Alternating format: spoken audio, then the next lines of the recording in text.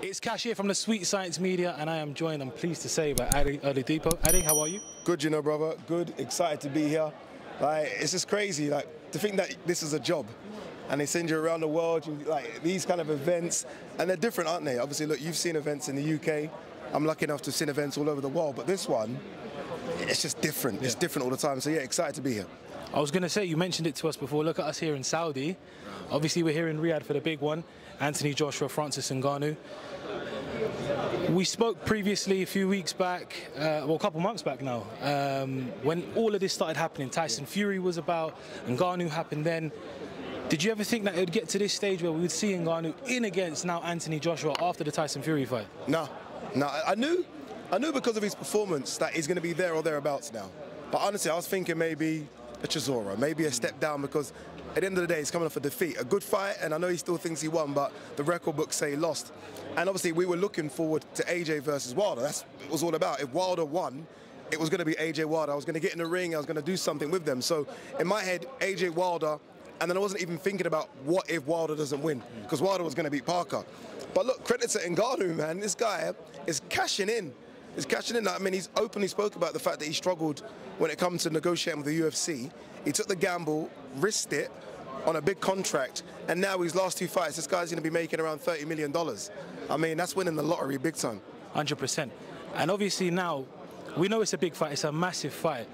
But does this fight actually do anything for AJ's career?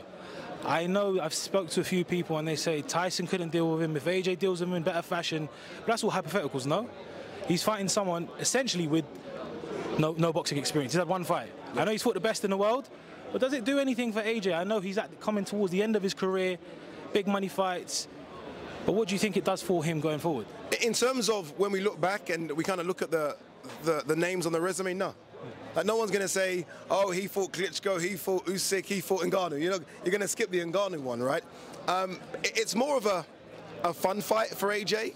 I say that, but he's got to be careful. Obviously, it's fun, but he's got to take this very, very seriously. And he's almost in a lose-lose. You win, it's like you're supposed to win. You lose, you're in trouble. You struggle, you're in trouble.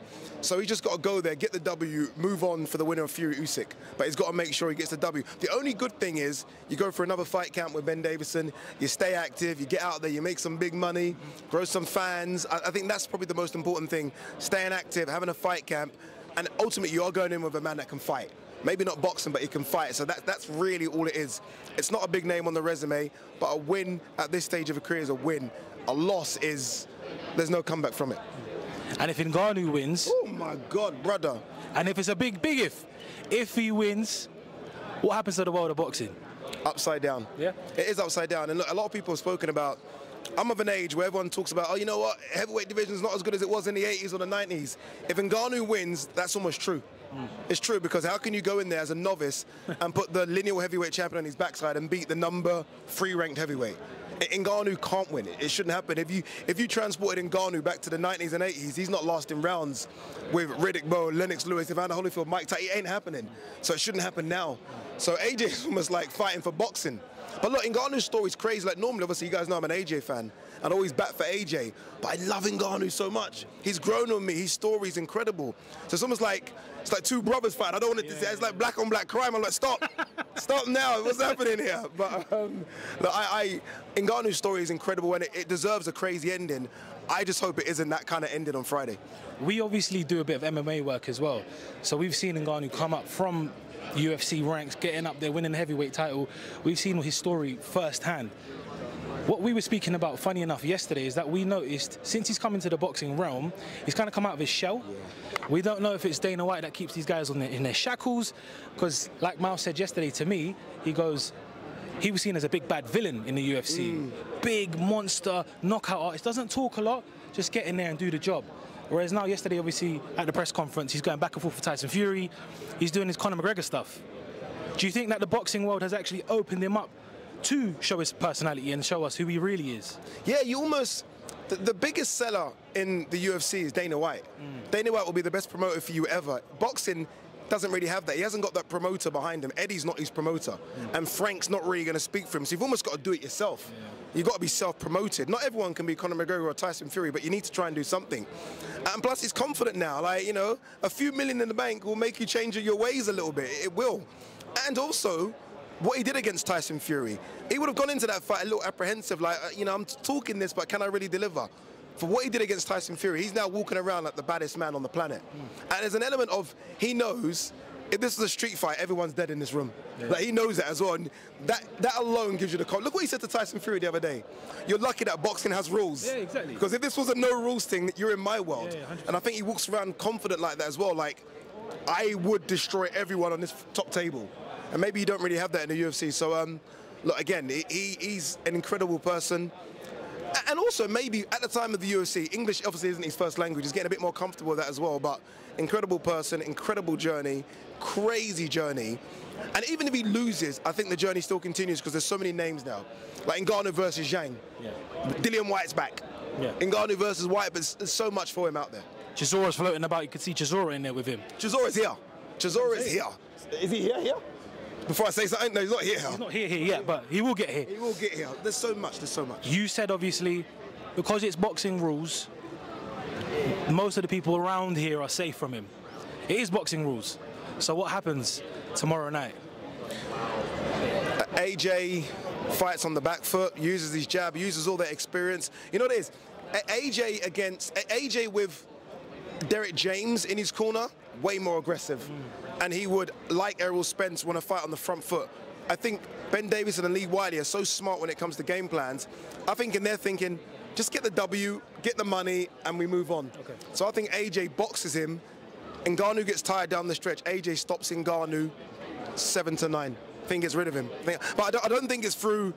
It's almost like, remember when Yard got put down with a jab from Kovalev? Yeah. It wasn't really hurt. It was, I'm just tired. I'm just tired. And I think Ngannou might get tired, and it might just be for exhaustion rather than AJ levering him. But do you think that's the best game plan for him, though? Do you think he should box? I think it's the safest game plan for him. Honestly, I think it's the safest. I think you go toe-to-toe with a 270-pound guy that's used to foreign. Ngannou will be looking at these things like pillows. Yeah. Do you know what I mean? 100%. So you get close to that guy, you see his legs.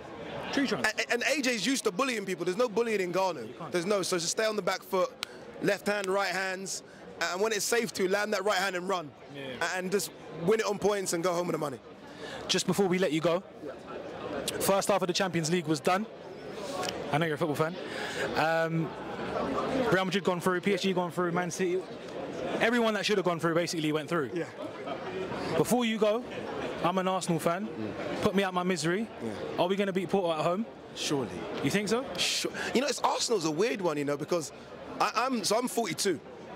So I've been following Arsenal because of Henry and Enright. You almost have, even on Liverpool, you resonate to them. You like them. You have to appreciate them. And Arsenal's inability to get stuff done in Europe is just mind-boggling. It's the Portuguese teams. We can't get past them. Mind-boggling. But surely, I mean, you didn't have a shot against Porto last time. I mean, you got to shoot. Surely. So yeah, they get the job done. And if Arsenal are dark horses, like Arsenal, you put them against Real Madrid and Man City and think they've got a chance. This Arsenal now, frightening. There's no weaknesses. It's scary. I'm actually scared of Arsenal. I've never said that for years. Like, this is... I'm trying to look at the weaknesses and I don't see it. You got squad depth as well. Maybe Raya. Maybe he's the only one because he's not Addison, Edison, Courtois. He's not that level. But apart from that, you're strong everywhere. So who you got in the Champions League to win it? Man City. Yeah. I can't argue with it. I can't argue with it. Man City could do the treble again. Man City, the favourites at everything. Man City could go. Liverpool could do everything now. Yeah, but we're in the Europa League. We don't count that nonsense. Ade, thank you for your time, brother. I appreciate it. Thank you, man. Well done. Congratulations on what you're doing as well. Thank you so much. Yeah, we made it. We made it. You got to be in it to win it. You know what I mean? You made it in it. Well done. Thank you, brother. Yeah. No problem. Take care.